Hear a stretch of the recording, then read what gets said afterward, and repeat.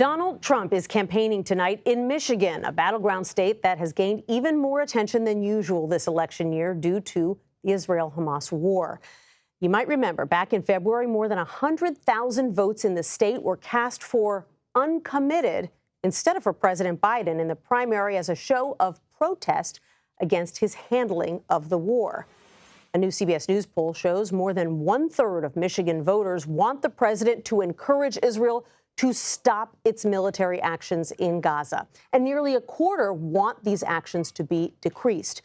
Joining us now is Abdullah Hammoud. He is the mayor of Dearborn, Michigan. Dearborn is the city with the largest Muslim population per capita in the nation. Mr. Mayor, thanks so much for joining us. I want to start by asking you about what we've seen the past few days on college campuses. And I want to ask you if you think that the pro-Palestinian anti-war message, which many Americans would say is a very valid message, is getting overshadowed by the tactics that are being used by some protesters, including encampments, taking over school buildings, blocking entry to campus, that sort of thing. I think if you look at history, if you look at the protest to the war in Vietnam, if you look at the protest to apartheid South Africa, many of the protests happening today on campuses largely resemble the protests that happened in the 80s and in the 60s. And so, unfortunately, even then, the protesters were viewed by mainstream media as being perpetually in the wrong. Again, these are folks who are protesting against a genocide, protesting against the idea that their tuition dollars, that our U.S. taxpayer dollars, are being used to fund the ongoing genocide that has now killed over 35,000 Palestinians, half of which are children. Mr. Mayor, the White House has sent some high-ranking officials to meet with you, and I'm wondering if you feel that the concerns that you shared with them, the concerns of members of your community, have been understood and acted on by the administration. Absolutely not. I think we have seen a slight change in tone as it reflects in the recognition of Palestinian suffering, but we have not seen any substantial or significant change in policy.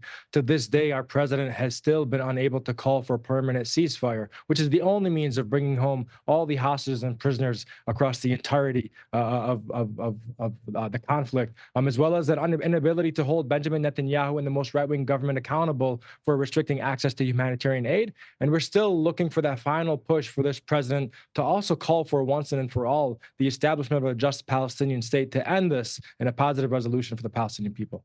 How do you think that the president should hold Netanyahu accountable?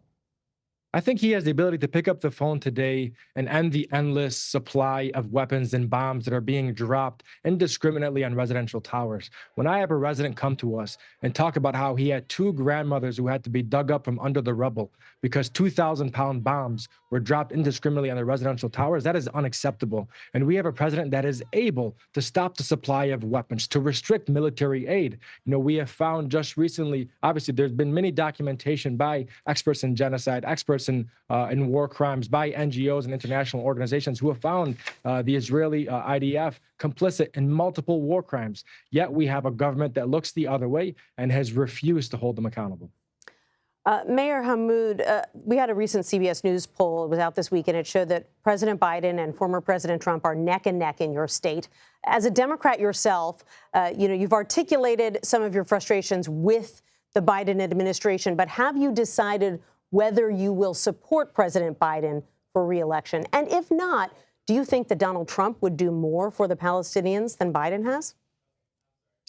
Time I have even thought about what I will do once casting my vote come November. What we're aiming to do is utilize all the tools at our disposal right now to hold this president accountable, to try to get President Biden to move with the center of the party, because the center of the party has moved. You have seen in poll after poll, even with the images that you have shown on the screen, that the majority of Democrats, independents, and even Republicans are advocating for permanent ceasefire. The majority of young people believe that what is unfolding is now a genocide. And the majority of Americans also believe in restricting military aid to the Israeli government. And yet we have a president that has refused to heed the concerns of the constituents that he is trying to represent from coast to coast. And that is what we were trying to do, hold this president accountable and keep surmounting that pressure until we see change.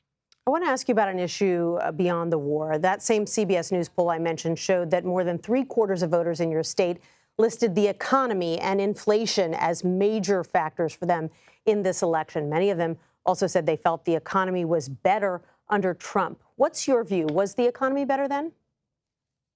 I think right now, from a municipal perspective, as mayor, we have access, obviously, to many resources due to transformational legislation that has been passed, allowing us to make investments that have been deferred for quite some time. Obviously, we're facing challenging times, as is every country across this globe. But I do want to return the focus back to what's happening in Gaza, because traditionally speaking, most voters would not have ranked foreign policy as a primary issue that they would take into account when going in to vote come this November election. But we're seeing that shift happen. People do not want to be complicit in the genocide. And I do believe that the war that is unfolding, that the genocide in Gaza is going to be a top of mind issue for the deciding electorate come November.